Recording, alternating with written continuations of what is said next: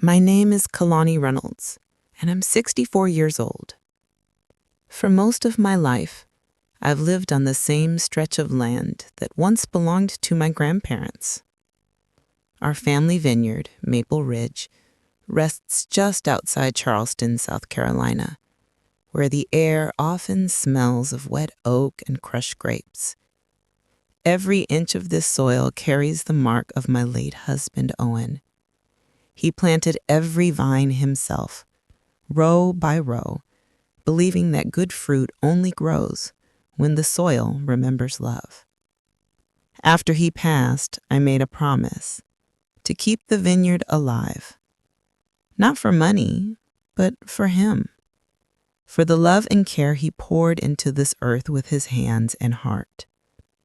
The morning of Norah's wedding felt almost unreal, like a dream wrapped in sunlight. The sky was a perfect, endless blue, the kind artists chase their whole lives. Workers moved between the vines, laughter spilling across the fields as they filled baskets with grapes. Inside the old farmhouse, the scent of fresh pies and clean linen drifted through the rooms. Norah's dress hung near the window, soft ivory silk swaying in the warm breeze. For a moment, I allowed myself to believe that this day would bring healing. We'd carried years of grief and quiet distance since her father's death. I hoped, maybe, today could be our new beginning. Norah has always been my brightest joy and my deepest worry. As a child, she was shy, often hiding behind books, never sure of herself. She used to say she felt invisible next to other girls, too tall, too quiet, too gentle. Then Ben came along, and she smiled again in a way I hadn't seen in years. He made her laugh. I wanted to believe he was the kind of man who would protect the fragile heart she so freely gave. That morning, as guests arrived and champagne glasses clinked, I told myself she had chosen well. I stepped out of the crowded hall for a breath. The air outside was warm, thick with the smell of summer grass. As I walked down the hallway toward the groom's room, I heard laughter coming from a half-open door. It wasn't joyful. It was sharp and arrogant. I almost turned away until I heard a voice, low and mocking. "Just the thought of sleeping with that fat pig makes me sick." I froze. My heart seemed to stop. For a moment, I thought I'd imagined it. But then came another burst of laughter. Cruel, ugly. Ben's voice again, slick with pride. Someone added something about the vineyard being the real reason for the marriage. I couldn't breathe. Each word cut through me like broken glass. In my pocket, I gripped the small engraved pen I always carried, Owen's pen, the one he used to sign every harvest contract. I pressed it into my palm until it hurt, grounding myself in that sting. I wanted to burst into that room, to scream, to rip away the mask he wore so well. But I didn't. Not there. Not on my daughter's wedding day. I walked away slowly, each step heavier than the last. My legs trembled. The world outside was bright and silent. But inside me, everything had changed. The vineyard stretched across the hills, green and gold beneath the Carolina sun, and I thought about how quickly something pure can turn bitter. I looked down at Owen's pen shining in my hand and whispered to myself, something in me has changed forever. When I found Norah, she was standing by a mirror, her veil loosely pinned, her cheeks glowing with excitement. Soft music drifted in from the garden, a string quartet playing a song that sounded like memory itself. I touched her arm gently. "Honey, Can we talk for a moment? Alone? She smiled, distracted. Just for a minute, Mom. I still have to get ready. There was no time for gentleness.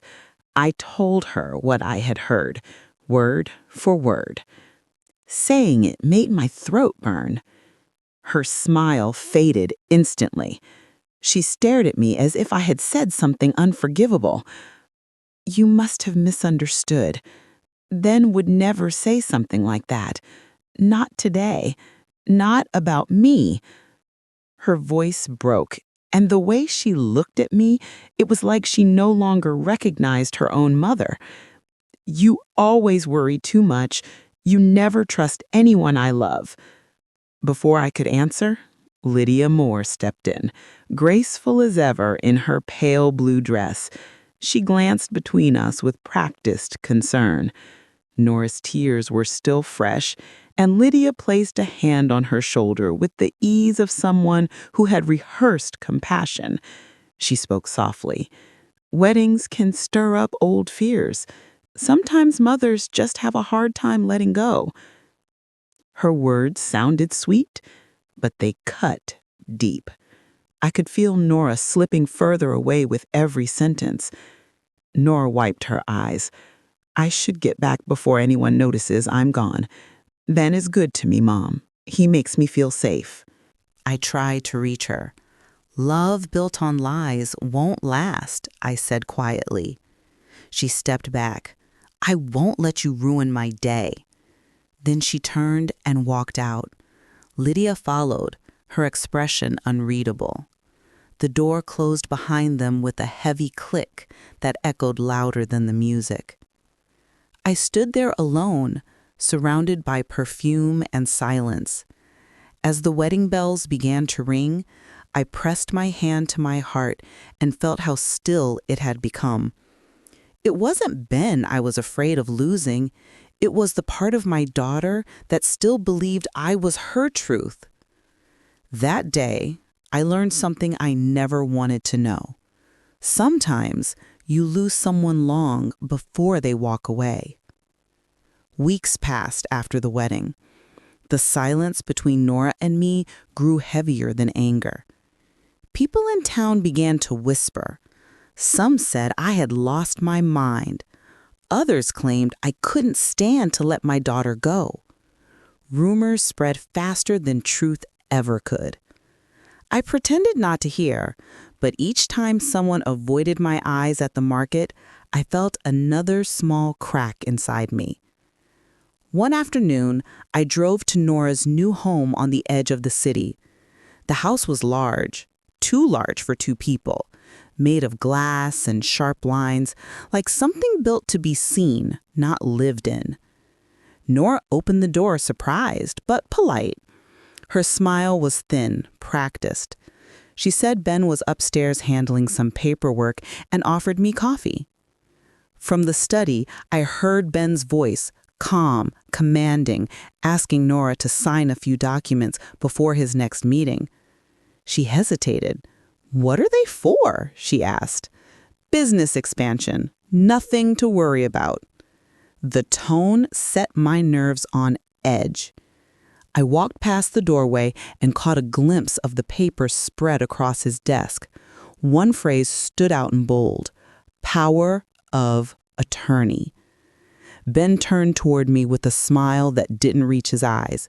"Glad you could stop by, Mrs. Reynolds," he said. That night, I enlarged the image on my kitchen table. The words stared back at me. Power of attorney. Collateral, Maple Ridge Vineyard. My stomach dropped. I called Trevor Miles, the attorney who had once worked with Owen, and sent him the photo. After a long silence, he said softly, "If these are real, Kelani, he owns everything." I hung up and stared out the window at the vineyard glowing faintly in the dusk. My fingers found Owen's engraved pen again. I rolled it between my hands and took a deep breath. I had spent years pruning weak vines to help the strong ones grow. That night, I decided to do the same with the truth. The next morning, I drove into Charleston to meet Sam Rivers, a retired police officer turned private investigator. His office smelled of dust and coffee. He listened carefully as I told him everything. No interruptions, no judgment. When I finished, he nodded.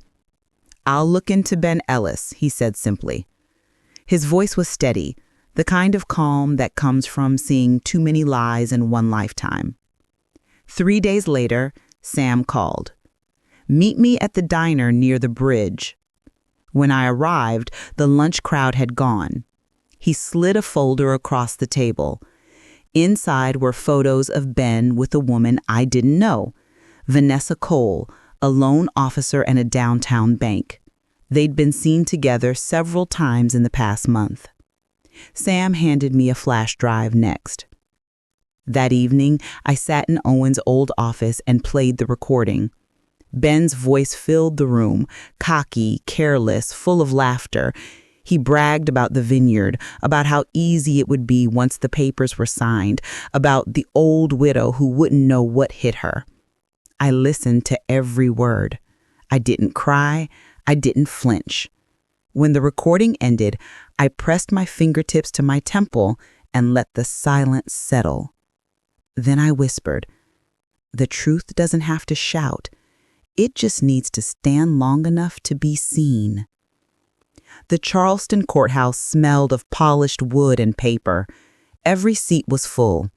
Trevor Miles stood beside me, calm and prepared. Ben entered, dressed sharply, but his confidence looked brittle. Norah followed, pale and tense. For a brief moment, her eyes met mine and something in her face softened. The hearing began.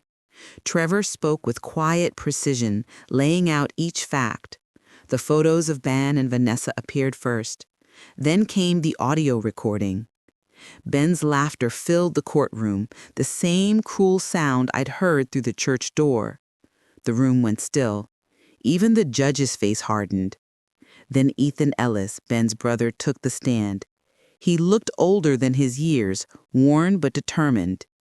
He spoke about how greed had destroyed their family, how Ben had stolen from their father's business and left their mother with nothing. His voice cracked once, but he didn't stop.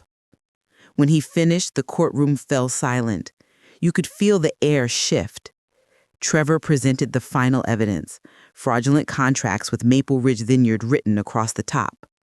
Norah suddenly stood. Her hand shook, but her voice was strong. "I believed in a love that wasn't real," she said.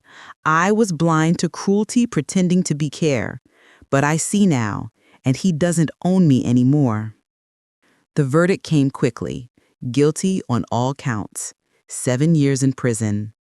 When the gavel struck, the sound felt clean, final. Not triumphant, just right. Justice didn't need noise. It only needed light. Spring came back to Charleston with soft rain and the scent of new blossoms. Maple Ridge was alive again. The vines that had turned brittle now stretched toward the sun, and the air felt clean once more. One morning, Norah came home with a small suitcase and humble eyes. I met her at the gate, unsure what to say, but she reached for my hand first. We spent the week working side by side, pruning old vines and feeding the soil. I told her how careful cuts helped the plant grow stronger. She nodded and said quietly, "I understand now why you tried to protect me. Sometimes blindness comes not from love, but from fear of not being enough." There was no excuse in her voice, just truth. And in that truth, something inside me finally loosened. Each evening we sat on the porch with mugs of tea, watching the sun sink behind the vines. We talked about Owen, how he used to hum while checking the grapes. Norah smiled through tears. She said, "I wish I had listened more, loved slower, trusted sooner." I told her forgiveness wasn't something I was giving her. It was something we were earning together. A few days later, Sam Rivers stopped by with news. Ethan Ellis had returned part of the money his brother stole, hoping to make amends. Sam added quietly, "Ben's father died young, The boys grew up fighting to survive. Somewhere along the way, something broke in him. I listened, feeling a quiet ache of compassion. Even those who hurt others are often shaped by pain. That evening, I stood alone in the vineyard. The horizon glowed pink and gold as dawn touched the leaves. The air smelled of wet earth and new beginnings. I whispered, "True justice doesn't destroy, it restores." The sun rose higher, and Maple Ridge Vineyard shimmered like it was breathing again.